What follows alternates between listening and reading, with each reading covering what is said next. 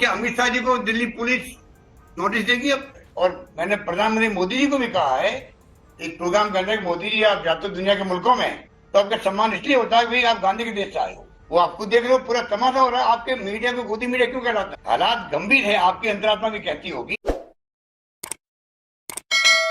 गहलोत साहब कि बीजेपी ये पूछ रही है कि पवन खेड़ा के मामले में 1 घंटे के अंदर कोर्ट से जाकर स्टे ले लिया गया था। राहुल गांधी के कन्विक्शन के बाद 2 साल की सजा दिए जाने के बाद अब कुछ दिन बीत गए हैं। शुरू में कहा गया गुजराती वर्डिक्ट को हम ट्रांसलेट कर रहे हैं। अभी तक कांग्रेस पार्टी या कांग्रेस पार्टी के इतने सारे दिग्गज जो वकील जुड़े हैं वो कानूनी रास्ता उस कन्विक्शन के खिलाफ क्यों नहीं अपना रहे? इस पर आपका क्या जवाब होगा? देखिए, ये तो एक कॉन्स्पिरेसी थी शुरू से ही। जब से राहुल गांधी जी की भारत जोड़ो यात्रा कामयाब हुई तब से सरकार घबरा गई थी और उसी रूप में ये पूरा षड्यंत्र किया गया। वरना कोई कारण नहीं था कि आप उनको हाउस में आरोप लगाए, उनको एक्सपेंस कर दो आप। ऐसा कभी नहीं हुआ आज तक। सर, रास्ता तो एक ही बचता है ना, कानूनी रास्ता। देखिए, वो तो उनकी लीगल टीम है, वो एक्सपर्ट होती है, वो देखिए इस केस को कब उनको अपील करनी है, क्या करना है।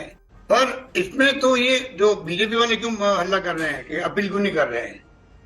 ये जिस प्रकार से षड्यंत्र किया गया है उससे लोग घबरा गए हैं। आज पूरे देश के अंदर जितना आक्रोश भयंकर है, हम लोग देख रहे हैं राजस्थान के अंदर जगह जगह मीटिंगें हो रही है। हम लोग खुद गए कई जगह पर। ये जो राहुल गांधी ने कहा मैं हाउस में हूं या नहीं हूं मुझे परवाह नहीं, मैं तो देश की जनता की आवाज बन करके बोलता रहूंगा। अडानी जी का मामला हो, चाहे वो मेरे 4 इश्यू है, महंगाई, बेरोजगारी, नॉन वायलेंस और अमीर गरीब की खाई जो बढ़ती जा रही है, वो उनका एजेंडा बन गया है। हम तो एजेंडा पे आगे चल रहे हैं और उसमें हम कामयाब होंगे क्योंकि जनता समझ रही है कि हो क्या रहा देश के अंदर। देश की दिशा में जा रहा किसी को नहीं मालूम है, किस दिशा में जाएगा कोई नहीं जानता है। लोकतंत्र बच गया है देश के अंदर, संविधान की धज्जियां उड़ रही है। क्या हो रहा है देश के अंदर? हम तो सब चिंतित है इस बात को लेकर। गहलोत साहब, आप भी तो उसी लोकतंत्र की वजह से मुख्यमंत्री चुने गए हैं राजस्थान के। देखिए, आप ठीक कह रही हैं। और प्रधानमंत्री मोदी जी भी जो है, महात्मा गांधी के जमाने में जब पंडित जवाहरलाल नेहरू, सरदार पटेल, मौलाना अबुल कलाम आजाद और अम्बेडकर साहब का संविधान 75 साल के बाद में भी आज हमारे मुल्क में लोकतंत्र मजबूत है। और मैंने प्रधानमंत्री मोदी जी को भी कहा है एक प्रोग्राम करने के, मोदी जी आप जाते हो दुनिया के मुल्कों में तो आपका सम्मान इसलिए होता है भाई आप गांधी के देश से आए हो। इसलिए होता है कि आप लोकतंत्र सबसे बड़ा देश है हिंदुस्तान, उस मुल्क से आए हो। अगर लोकतंत्र नहीं होता, पाकिस्तान की तरह सैनिकों का शासन होता, बंदूकों का राज होता बार बार, तो नरेंद्र मोदी जी प्रधानमंत्री कैसे बनते? प्रधानमंत्री इसलिए बने कि लोकतंत्र कायम है यहाँ पर। इस पर धज्जियां उड़ाई जा रही है। वो ईडी, इनकम टैक्स, सीबीआई घरों में घुस जाती है। चाहे चुनाव आते हैं, वो आपको देख रहे हो पूरा तमाशा हो रहा है। आपके मीडिया को गोदी मीडिया क्यों कहलाता है? मीडिया को गोदी मीडिया क्यों कहलाता है? गजब बेइज्जती।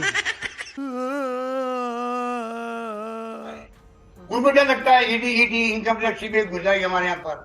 वरना आपके कई पत्रकार, साहित्यकार लेके मैं सुनता रहता हूँ, यूट्यूब के अंदर भी अच्छी हिम्मत से बोल रहे हैं, आज भी अपनी बात कहते भी हैं। मैं तो उनको बधाई देता हूँ, आज कम से कम वो आवाज बन के आगे आ रहे हैं। ये बहुत बड़ी बात है इस माहौल के अंदर भी। आप चुने हुए मुख्यमंत्री, आपको लगता है ऐसे शब्दों का आपको मीडिया के लिए इस्तेमाल करना चाहिए? वरना कोई शब्द क्या आपने सोचा है जब राडिया टेप्स आया था और यूपीए की सरकार थी, तो उस तरह की मीडिया के लिए कोई शब्द ऐसा आपने सोचा था क्या सर? क्योंकि उस वक्त तो मंत्री कौन बनेगा ये भी फोन पर तय होता था, पद्म अवार्ड्स मिलते थे, सरकार के साथ किसकी कितनी बनती थी इसके आधार पर। ये गोदी मीडिया हमने तो कहा नहीं। ये जो जनता की भावना जो निकली है, जनता की भावना, उसके अकॉर्डिंग टू लोग बोलने लग गए।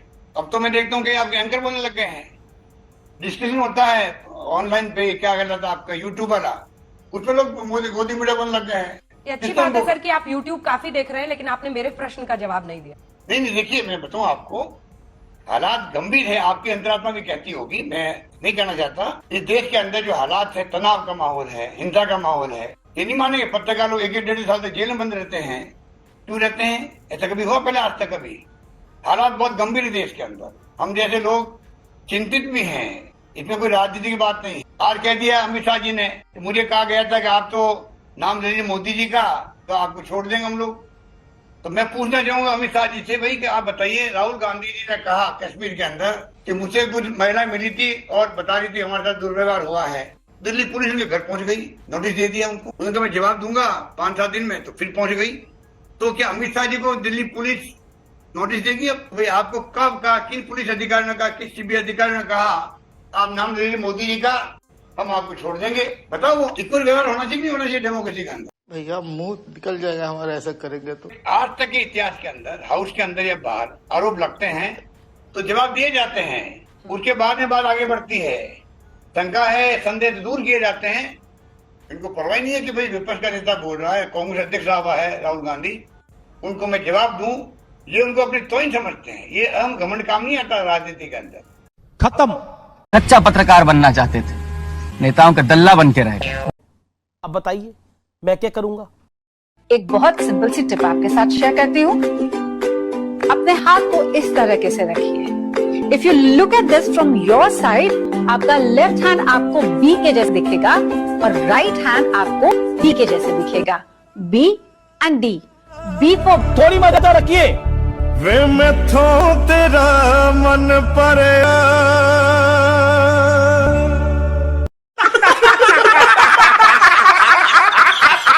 म्यूजिक।